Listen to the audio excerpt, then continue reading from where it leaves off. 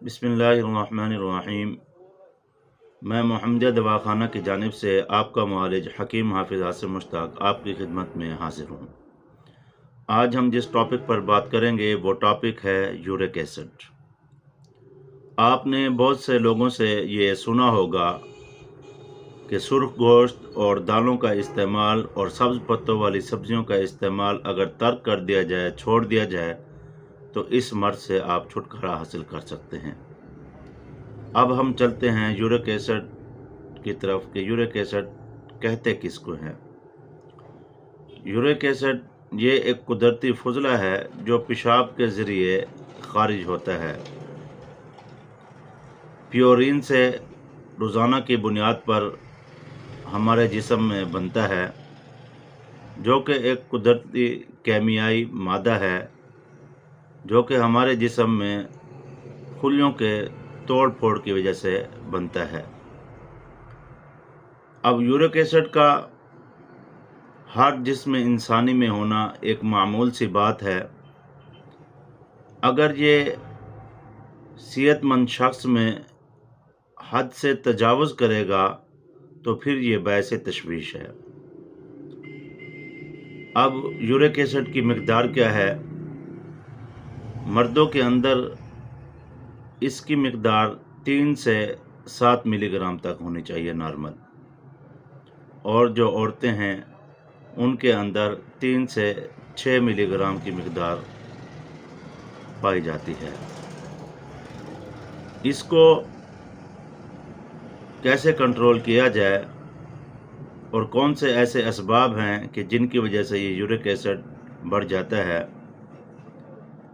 ان میں نشہ آور ادویات کا استعمال، موٹاپا، ہائی بلڈ پریشر، یہ ایسی چیزیں ہیں کہ جن کی وجہ سے یورک ایسڈ کی مقدار بڑھ جاتی ہے، یا زیادہ پروٹینز یعنی چربی والی چیزوں کا استعمال، بیکری آئٹمز کا استعمال، یہ ان اسباب میں سے ہے جس میں یورک ایسڈ کی مقدار بڑھ جاتی ہے۔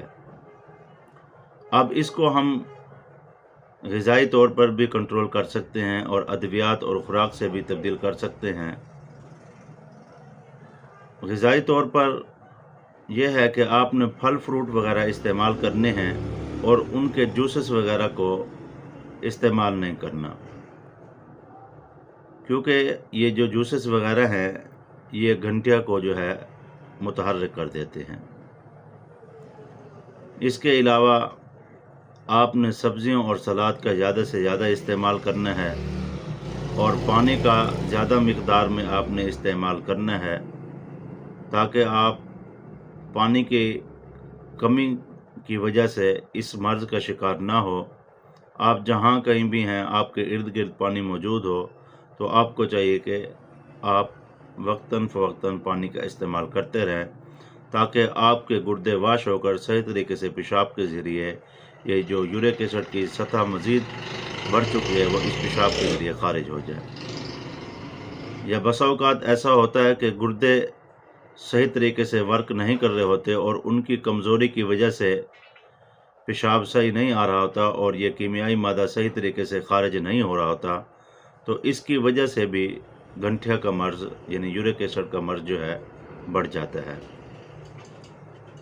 اگر آپ نے گوشت کا استعمال کرنا ہے تو آپ نے ہفتے میں کم از کم اس کی 100 ملی گرام سے زیادہ آپ نے گوشت کو استعمال نہیں کرنا، اور اگر آپ نے دالیں استعمال کرنی ہیں تو کم از کم 1 سے 2 گھنٹہ قبل ان دالوں کو بھگو کر رکھ دینا ہے اور بہت کم مقدار میں ان کو استعمال کرنا ہے۔ یہ چند غذائی احتیاطیں اور چند تدبیریں تھی جو میں نے آپ کو بتائیں۔ اگر ان تمام چیزوں سے بھی آپ کو افاقہ نہیں ہو رہا تو 20 یوم کا کورس ہے ہمارے دواخانہ سے، آپ وہ لے سکتے ہیں۔ اگر آپ نہیں آ سکتے تو وہ آپ ہم سے منگوا سکتے ہیں۔